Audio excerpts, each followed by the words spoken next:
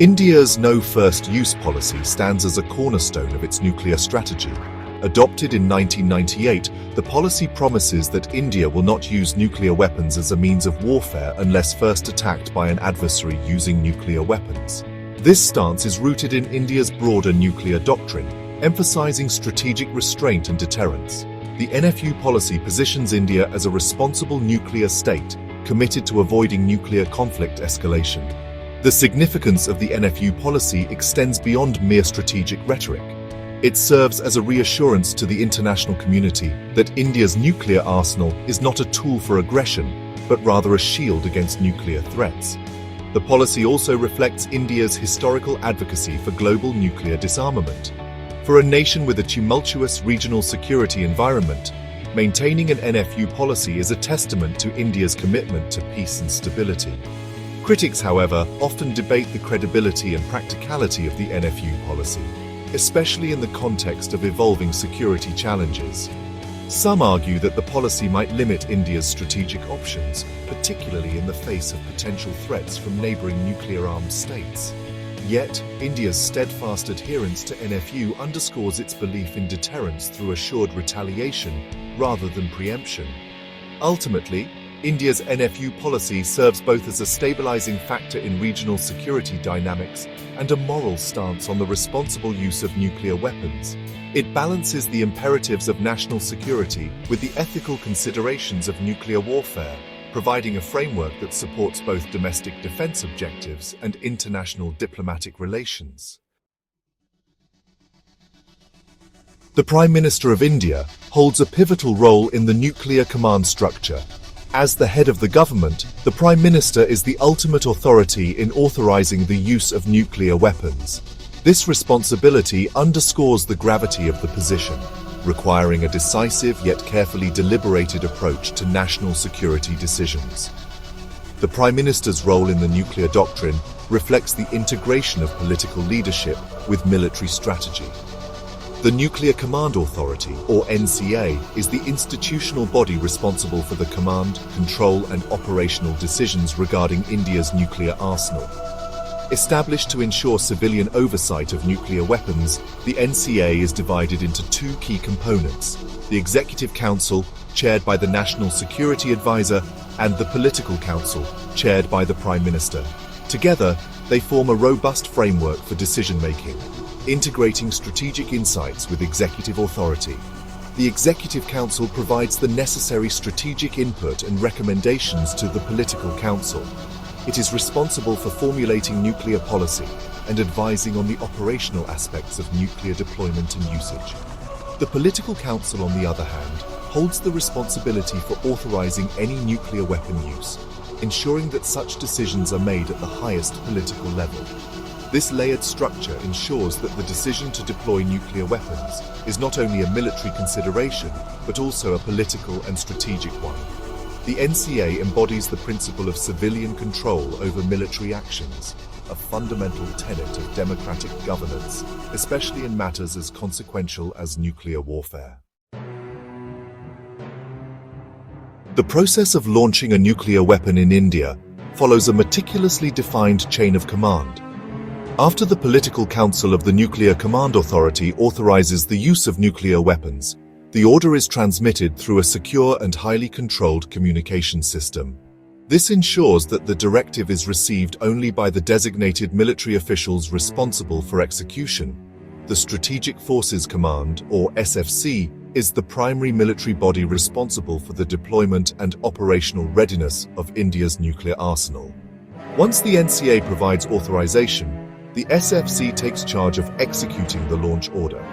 The SFC's role is crucial, as it bridges the gap between political decision-making and military action. It ensures that the strategic directives of the NCA are translated into precise operational procedures. In order to maintain a foolproof chain of command, India employs a dual-use control system. This means that both civilian and military leaders must agree before any nuclear launch can occur. This system acts as a safeguard against unauthorized use and emphasizes the collaborative nature of nuclear decision-making. The coordinated efforts of the NCA and SFC underscore the importance of a well-defined command structure in maintaining nuclear security. The chain of command for nuclear launch in India is not only hierarchical, but also highly secure, reflecting the gravity and irreversible consequences of such an action. It ensures a systematic approach, balancing military readiness with the imperatives of political oversight and international responsibility. Ensuring the security and integrity of nuclear launch processes is of paramount importance. India employs a rigorous system of authentication and security checks to prevent unauthorized or accidental use of its nuclear arsenal. These measures are designed to uphold the sanctity of the decision-making process and to prevent any deviation from authorized protocols. Authentication involves multiple layers of verification before any nuclear weapon can be launched. A secure communication system ensures that launch orders are transmitted without interception or alteration. Additionally, specialized codes and encryption techniques are employed to authenticate the identity of those issuing and receiving launch commands. These protocols ensure that only authorized personnel are involved in the process. Security measures extend beyond communication to include physical and cyber security of nuclear facilities and command centers.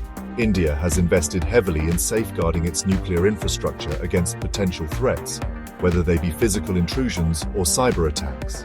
The integration of advanced technology and stringent security protocols ensures the resilience of India's nuclear command systems. The effectiveness of these security measures is periodically tested through exercises and drills. These tests not only serve to validate existing protocols, but also to refine and enhance them, ensuring that India's nuclear command system remains robust against evolving threats. The comprehensive nature of these security measures underscores India's commitment to maintaining the highest standards of nuclear security and non-proliferation. Section 5. India's triad-based nuclear capability. India's nuclear capability is structured around a triad-based system, comprising land-based missiles, air-delivered weapons, and sea-based assets. This triad ensures a diversified and resilient nuclear deterrent, capable of withstanding first-strike attacks and ensuring retaliatory capability. Each component of the triad contributes uniquely to the overall strategic posture. Land-based missiles form the backbone of India's nuclear arsenal. These include a range of ballistic missiles equipped with nuclear warheads, capable of reaching targets at varying distances. The deployment of these missiles across secure and strategic locations enhances their survivability and effectiveness. Air-delivered nuclear weapons provide flexibility and rapid response capabilities. The Indian Air Force maintains a fleet of aircraft equipped with nuclear-capable missiles, offering a versatile platform for nuclear delivery. This component of the triad complements the other two, ensuring that India can adapt to different strategic scenarios. The sea-based component, consisting of nuclear-powered submarines equipped with ballistic missiles, adds a critical dimension to India's deterrent capability. These submarines, often referred to as SSBNs or ship, submersible, ballistic, nuclear, ensure second strike capability, as they can operate undetected beneath the ocean surface. The triad-based system reflects India's strategic commitment to maintaining a credible and effective nuclear deterrent. It provides the flexibility and assurance needed to deter adversaries and protect national security interests, while also signaling India's resolve to maintain strategic stability in the region. Section 6. Post-launch protocols and international security. Once a nuclear weapon is launched, a series of post-launch protocols come into play to manage the immediate and long-term consequences. These protocols are designed to mitigate the impact of a nuclear strike and to engage with international stakeholders to prevent further escalation. The objective is to maintain control and communication throughout the crisis. Following a nuclear launch, India would activate its crisis management mechanisms involving key national security and defense officials. These mechanisms are responsible for assessing the situation, coordinating with allies, and preparing for potential retaliatory actions. Communication with international organizations, such as the United Nations, is crucial to ensure transparency and to seek diplomatic resolutions. International security measures also play a vital role in post-launch scenarios. India is committed to adhering to international treaties and agreements, such as the Non-Proliferation Treaty and the Comprehensive Nuclear Test Ban Treaty. While not a signatory to the NPT, India's voluntary adherence to many of its principles underscores its commitment to global nuclear security. The post-launch protocols highlight the importance of maintaining a structured and responsible approach to nuclear weapon use. They ensure that even in the event of a nuclear exchange, efforts are made to de-escalate tensions and to prioritize humanitarian considerations. These protocols reflect India's strategic vision of nuclear weapons as instruments of last resort, not tools for warfighting. Section 7. Civilian Control and Deterrence. Civilian control of the military is a fundamental principle in democratic governance, and it is especially crucial in the context of nuclear weapons. In India, civilian authorities, led by the Prime Minister, have the ultimate say in nuclear launch decisions. This ensures that nuclear weapons are used only in the direst circumstances, aligning military action with the broader national interest. Deterrence is a key component of India's nuclear strategy. By maintaining a credible deterrent, India aims to prevent adversaries from contemplating a nuclear strike. The concept of deterrence is rooted in the assurance of a retaliatory capability, which discourages potential aggression by promising unacceptable consequences. The interplay between civilian control and deterrence is critical in maintaining strategic stability. Civilian oversight ensures that nuclear weapons are integrated into a comprehensive national security strategy, avoiding military adventurism or accidental escalation. Deterrence, on the other hand, provides the assurance needed to uphold national sovereignty and security. These elements together form a cohesive framework that prioritizes restraint and responsibility. They underscore India's commitment to maintaining a secure and stable regional environment while preserving its sovereign defense capabilities. The balance achieved through civilian control and deterrence is a testament to India's mature approach to nuclear strategy. Section 8. The significance of structured nuclear protocols. Structured nuclear protocols are essential for maintaining control, security, and credibility in the management of nuclear arsenals. For India, these protocols encompass a wide range of procedures, from decision-making and command to post-launch measures. They provide a systematic approach that aligns with both national and international security objectives. The significance of these protocols lies in their ability to prevent unauthorized use and to ensure a measured response in crisis situations. By clearly delineating roles and responsibilities, structured protocols minimize the risk of miscommunication or inadvertent escalations. They enhance the reliability of the nuclear command system, reinforcing the strategic deterrent posture. Moreover, structured protocols facilitate India's engagement with the global community on nuclear issues. By adhering to established norms and practices, India demonstrates its commitment to non-proliferation and responsible nuclear stewardship. This engagement is crucial for fostering international trust and cooperation in addressing global security challenges. The comprehensive nature of India's nuclear protocols highlights the importance of planning and foresight in nuclear strategy. They ensure that every aspect of nuclear weapon management is accounted for, from political oversight to operational execution.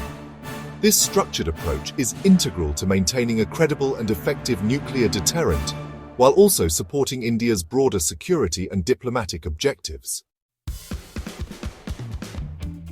Section 9. Conclusion. India's responsible nuclear posture. India's approach to nuclear weapons is characterized by a commitment to responsible stewardship and strategic restraint. Through its no-first-use policy, India positions itself as a proponent of peace, using its nuclear arsenal as a deterrent rather than an instrument of aggression. This policy underlines India's dedication to maintaining regional and global stability. The integration of civilian control, structured protocols, and a triad-based capability ensures that India's nuclear strategy is both robust and responsible. By maintaining a tight command and control system, India minimizes the risk of unauthorized or accidental use, reflecting its commitment to nuclear security and non-proliferation. India's responsible nuclear posture not only enhances its national security, but also contributes to global efforts to prevent nuclear conflict. By adhering to established norms and engaging with international stakeholders, India supports a collective vision of a secure and stable world. This posture underscores India's role as a responsible nuclear power, committed to upholding peace and security in an increasingly complex geopolitical environment. In conclusion, India's nuclear strategy is defined by a balance between deterrence and restraint, emphasizing the importance of strategic foresight and international cooperation. As a nuclear-armed state, India continues to navigate the challenges of modern security dynamics while maintaining its commitment to peace and responsible governance.